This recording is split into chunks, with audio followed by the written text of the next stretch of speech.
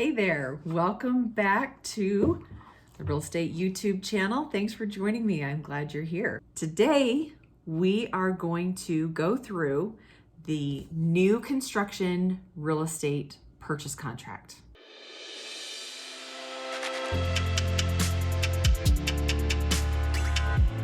Welcome back. I am Jennie Hendricks. Thanks for joining me. I'm excited that you're here. I have been asked a lot about the new construction purchase contract. In our current climate of very low inventory, new construction is becoming a really good fit for a lot more people. And as our local developers and builders are adding more inventory to the market, a lot of that is new construction. So this was a question that was actually posed by a subscriber. So thank you for that. Keep those questions coming. Let's dive in and talk about the new construction REPC. When I say REPC, that's a shorthand. That's just sort of the local term, stands for real estate purchase contract. Okay, so when I say REPC, I'm talking about this purchase contract. Now, the new construction REPC has some pretty significant differences from the regular purchase contract that we use when we're writing up just an existing home or property. So let's talk about what some of those are. First of all, you're going to have earnest money, just like in any other contract. So you'll decide how much earnest money you want to put down. You can offer any amount that you wish. The builder, or the seller in this case, may have an amount that they require. So it's always good to have those conversations with the builder prior to writing up the purchase contract. And I'm going to tell you a little bit more about why it's so important in a little bit as we get kind of further through this material. The first thing is you decide how much earnest money you want to put down. And then, of course, you go through the property location. So this is sort of similar to if you were putting an offer on an existing home or piece of land. However, in this case, it's likely to have maybe a lot number in a certain subdivision. Sometimes they don't have addresses yet if they haven't been assigned. So you have to sort of describe the property.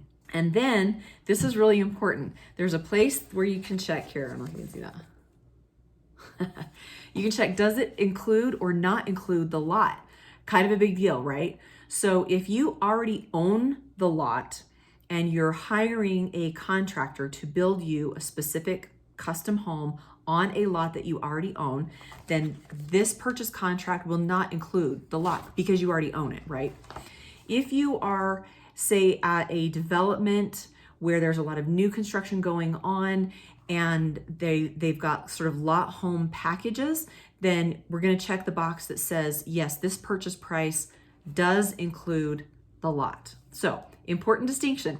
You want to make sure that the dirt is going to come along with the house and be included in that price. Then we move on to the home design. It says the seller shall construct the residence and related improvements described as X kind of model. So if you are in a development that has like maybe 4 or 5 different models that you can pick from, you just write the name of that home model plan in that spot. If it's a custom home and you've already had your plans drawn up, then you write in that particular set of plans as a custom design. Now, this is important. We're going to talk about this in a couple of different places. It needs to be built in accordance with the plans and specifications as provided in paragraph 7G of this real estate purchase contract. I'm going to jump over to 7G and we're going to kind of jump around a little bit in this video because I think it'll make this contract make a little bit more sense. We're going to go to 7G, and what does 7G say? 7G is part of the seller disclosures. So the seller disclosures is everything that the builder, the seller, needs to provide to you, the buyer, about what is being built. So that's going to include title policy, or the commitment for the title policy if you don't already own the lot, CC&Rs, HOA information, and so forth. But what we're going to focus on in this moment is 7G, which is the plans and specifications for the residence or reduction copies thereof. Sometimes that spec sheet, that's specifications, also called the spec sheet, isn't given as much emphasis as I think that it needs. So what is the spec sheet or the specifications for this particular house? We're going to jump to paragraph 9.1 for that. So paragraph 9.1, the plans and specifications contain descriptions of the type of materials to be used, a dollar amount for specific items, copies of the floor plans, the elevations, and any change orders, which we're going to talk about change orders in just a second. But this little paragraph, this little sentence, this little piece of the contract sometimes is not as big a part of the conversation as it should be. It's really important that if you are purchasing a home that is new construction, whether it is a custom home with plans that you had drawn up and designed, or whether it's, picking from some model homes, some plans that the builder already has available, that spec sheet is really critical. You as a buyer need to understand what type of countertops are you going to have? What type of flooring are you going to have? What is your allowance for your lighting? What is your allowance for your plumbing fixtures? Is there anything else that you need to know as far as things to pick for exterior finishes? Are you going to have stucco? Are you going to have a rock accent? Are you going to have vinyl siding? All of that is going to be listed on the spec sheet, and it is a really, really critical piece to understanding what you are getting when you are writing up this purchase contract. Before we move on, I'm going to jump again to the end, and it's all going to gel for you here in just a second. I'm going to pull out some of these pieces so that you're going to know this thing backwards and forwards. Now we understand that the spec sheet is as important as the plans when you are putting this contract together. Okay, let's jump back to the first page. Now we understand what is going to be included in the disclosures from the builder, from the seller. Now we get to move on to paragraph 2, the purchase price. Okay, so the purchase price for the property, and hopefully at this point in time, there's been a lot of conversations with the builder. You've got a really good understanding of what it is that you are purchasing and what that price is going to be. Really critical that you have those conversations before you even get to the point in time when you are writing up this contract. Okay, so the purchase price for the property, and you're going to write that number in. Your agent's going to write it in. I will write it in for you. And then we move on to how is that broken down? Okay, what are the components of that purchase price? One of them is the earnest money. We already talked about the earnest money, right? The second one, and this is a pretty significant difference in the new construction REPC versus the traditional regular old REPC if you're just purchasing a home that is already existing. You need to be prepared for that construction deposit. Okay, what is the construction deposit? First of all, you need to know it's non-refundable. Unless there's been another agreement made, which usually there's not. Once you have gone through this process and you're to that point where you're talking about the construction deposit, understand that it is non-refundable. And depending on your builder, it can be pretty significant. We could be talking maybe, $20,000, $40,000. Sometimes it's a percentage of the final purchase price. Every builder is going to have an amount that they feel comfortable with. So be prepared for that because you are going to have a little bit more out of pocket for a new construction purchase contract. So let's talk about that construction deposit here for a minute. So the delivery of the construction deposit, provided the buyer has not canceled the purchase contract pursuant to section 8.1B below. So let's jump to paragraph 8, and this will make a little bit more sense. So paragraph 8 talks about the due diligence condition. Now you're probably familiar with due diligence in an existing property. Typically it means you're going to have an inspector go through the home. You're going to check out the CC&Rs, the HOA information, anything about the neighborhood that you want to understand. But the biggest part of due diligence in a traditional existing home purchase is really that inspection, right? Well, what are you going to inspect when you are just starting out? what you're going to inspect is the plans and the specifications. You're going to have a really good understanding about what it is that is going to be built and what those costs are going to be. Paragraph 8.1 says that the due diligence is the buyer's review and approval of the seller disclosures referenced in Section 7. And we talked about that a little bit earlier. So seller property condition disclosure, CC&Rs, if you don't already own the lot, HOA information, if you don't already own the lot, anything having to do with water rights or water shares, if you are not being connected to a municipal water source. So that's something that's really important. Where's your water coming from? Where's your power coming from, and so forth. Part of the seller disclosures are those plans and specifications that we talked about earlier. So the builder, the seller, is going to provide you, as per this contract, with a copy of the plans and a copy of that spec sheet for you to review when you're reviewing everything else. That's a really significant portion of your due diligence when you're talking about new construction. To help this kind of gel a little bit, make a little bit more sense, I'm actually going to jump to the end and we're going to talk about some dates, and then I'm going to go back and explain kind of how those all fit together. If we go to almost the last page of our new construction real estate purchase contract, this is where you've got all of your dates. Okay, so the first deadline, of course, is that seller disclosure deadline.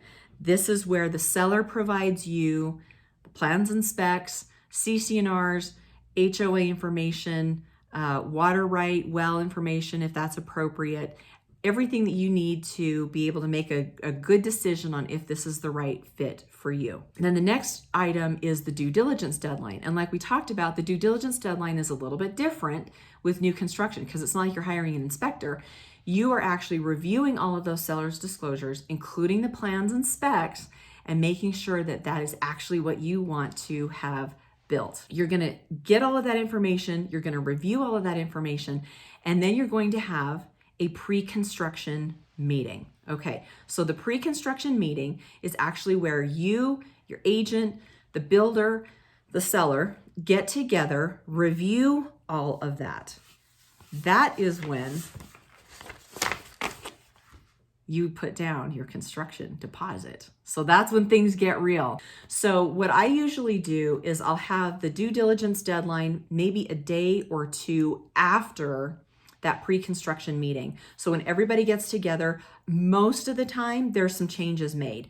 The buyer wants to have a larger lighting allowance or change the type of flooring or the color of the exterior or whatever. There's a thousand different things, of course, that you get to weigh in on when you are building a new home. Once you've got that pre-construction meeting completed, and if there's any change orders that are done, those are signed right there. And that is the point where you get to review all of that, again, as part of your due diligence. Once your due diligence is completed, that's when you have to write that check for the construction deposit, and that is non-refundable. So we've got the seller disclosure deadline, we know what that is. The due diligence deadline, we know what that is.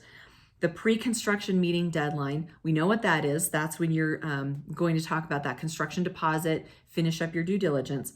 The next really significant deadline is the substantial completion deadline. What is that? The substantial completion deadline is basically when the occupancy of the residence is allowable under the rules, ordinances, and laws of the appropriate civil jurisdiction in which the residence is located. Okay, so basically what that means is when either the city or the county building inspector comes out and says, this home is substantially complete, here's your certificate of occupancy, okay? So when you receive that certificate of occupancy, that is what is considered substantial completion. So there's a couple of things that are triggered by that substantial completion deadline when you get your certificate of occupancy. If you are getting a loan for the final purchase of this home, you usually have a certain number of days after the substantial completion deadline, your certificate of occupancy, for your lender to actually fund that loan when it will become yours. So this is another really important thing. Make sure you have that conversation with your lender prior to going under contract with this new construction REPC, because your lender will need to give you a number of days when they can perform. So once they receive that certificate of occupancy, they may need to have the appraiser just go out and make sure that everything is correct. It might take them some time to go through their process to get all of that funding completed. So make sure you're looping your lender into this conversation as well, so you're not compressing that time frame and run the risk of maybe not meeting that deadline. So that substantial completion deadline and then your settlement deadline is going to be a certain number of days after that. So the settlement deadline is when, of course, everybody goes to the title company and signs. It's when your lender has funded your loan, sent the money to the title company. Any additional funds that you have to put in have been sent to the title company. So that is your substantial completion deadline. I want to address one more thing. Paragraph 13 of the new construction real estate purchase contract talks about unavoidable delay. This used to not be a thing, but now it's a thing. This used to not be something that we even thought about. It was just a paragraph that we just kind of glossed over, unavoidable delays. What could happen? What could possibly create an unavoidable delay? Well, the world that we are in right now, there can be a lot of things that create an unavoidable delay. And the reason I want to make you aware of this is it's really important that you're having good communication with your builder so that you understand if there are going to be delays. It's just the worst when you show up with a big moving van and the countertops haven't been delivered yet, which is a true story, by the way. So paragraph 13 says that in the event the residence is not substantially complete by the substantial completion deadline due to interruption of transport, availability of materials, strikes, flood, fire, weather, governmental regulations, acts of God, or similar occurrences beyond the control of the seller, the substantial completion deadline shall be extended for a reasonable period based on the nature of the delay. In such event, the seller shall notify the buyer of the delay. So this used to never be an issue. But the world that we live in now, there are supply chain issues, there are transportation issues, there are labor shortages. Sometimes you just can't get the materials that you ordered. Appliances, sometimes the right appliances might be difficult to get or difficult to get on time. So please understand when you're going into this that good communication, patience, understanding on both sides is really critical to having a good experience, because sometimes there just is unavoidable delays now. And it's something that we really never dealt with until the last couple of years. It was no big deal, but it is a big deal now. And that paragraph allows your builder, the seller, to notify you of the delay, and it creates a situation where that timeline can be bumped out per this contract. So you need to really understand as you're going through this that you may have a substantial completion deadline in the contract that may be bumped out a little bit depending on what types of materials are going in, if there's anything new that's come up as far as a shortage. So just be really conscious of the fact that it might create a situation where there's an opportunity to be flexible at the end there. Now, one other thing I wanted to let you know, it is very common for larger developers, larger builders, maybe who are doing a development, a tract, something like that, either to have their own contract that was written by their attorney and might favor them a little bit more, or to at least have an addendum that they put onto this contract. So please make sure that you're reviewing that very, very, very carefully. Understand what your risks are, understand what your liabilities are, understand, where in the contract things can be changed, what kind of notice is required, that sort of thing. One of the things that I also want to really emphasize for you is in the process of having a home built, whether it is a custom home from scratch or whether you're kind of picking a model and some existing plans, in a development, 100%, there's going to be changes along the way. There just is.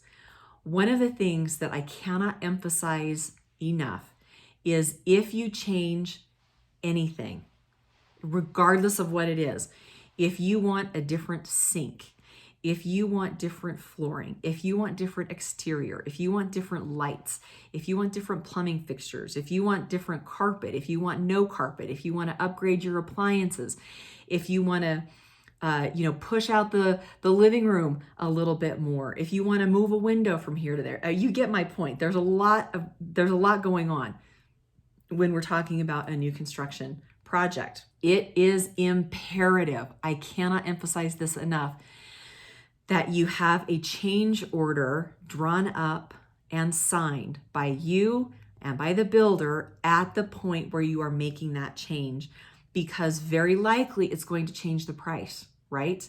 And many times the builder will ask for that difference in price out of pocket. So they're not going to necessarily just add it to the end.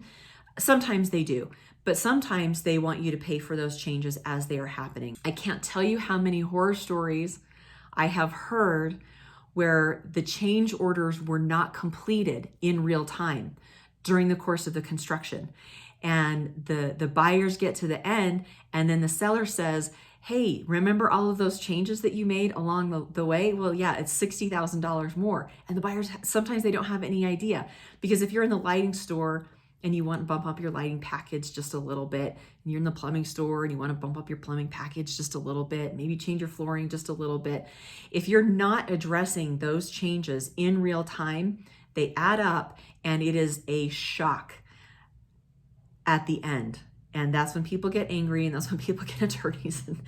So you don't want to go there. Any changes that happen during the course of construction must be accompanied by a change order signed by both parties with the change in price noted right on there. Is it up? Is it down? What's the change? Whether the buyer is going to pay that out of pocket or whether it's being added to the final purchase price. And if it is going to cause any change in the substantial completion deadline. During the course of construction, any kind of changes that you want, and there will be some, just make sure that you've got those change orders signed and that everybody's on the same page.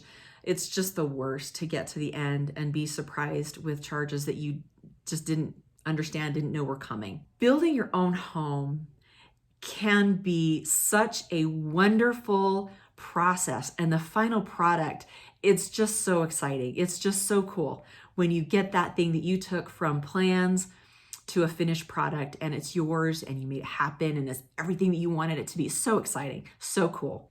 Be prepared for a little bit of frustration along the way. Be open, be flexible, communicate, ask for communication from your builder. It's going to be a lot better if you do. As always, please let me know if I can be a resource for you, especially in something that's tricky like this. I am Jennie Hendricks. Thank you so much for being here. See you soon.